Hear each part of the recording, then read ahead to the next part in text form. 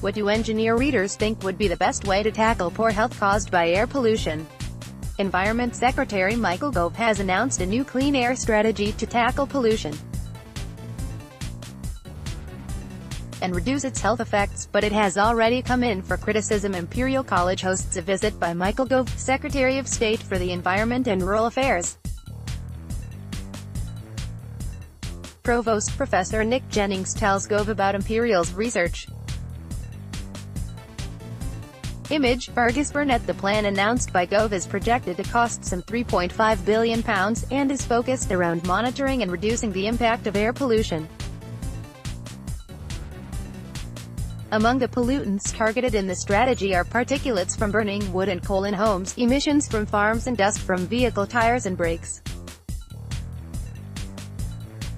However, mere hours after Gove's announcement, the strategy was already being criticized for passing responsibility to local authorities, for vagueness, and for opting to leave the decision on legislation up to public consultation. Air quality has improved significantly since 2010, but 60 years on from the historic Clean Air Act, the clear truth remains: air pollution is making people ill, shortening lives and damaging our economy and environment, Gove said. This is why we are launching this clean air strategy, backed up with new primary legislation. It sets out the comprehensive action required across all parts of government to improve air quality. Currently, according to the Royal College of Physicians and the Royal College of Pediatrics and Child Health, the health costs of air pollution are around £20 billion a year. The government claims that the new strategy, of which full details had not been published while the story was being prepared, will reduce these costs by some £1 billion per year by 2020. Among the details announced by Gove were extra investment in scientific research and innovation for clean air technology and reduction of emissions of toxic pollutants, such as oxides of nitrogen and particulates. He did not reveal the amount of this investment. Other details include legislation to ensure that only the cleanest domestic fuels would be on sale.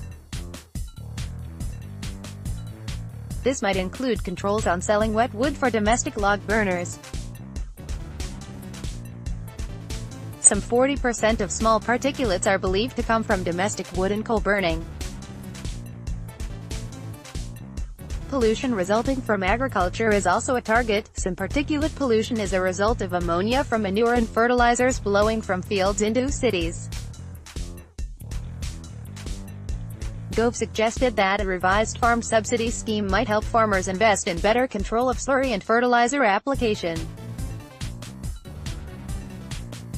Another target is particulates from vehicle tires and brakes, where Gove said that the UK would work with international researchers to develop new standards for these components.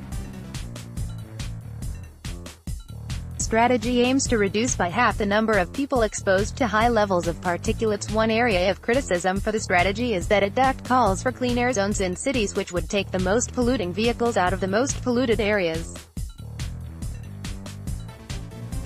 CAZs are supported by environmental lawyers Client Earth, which has defeated the government in court on previous pollution strategies, environmental group Greenpeace and the British Lung Foundation.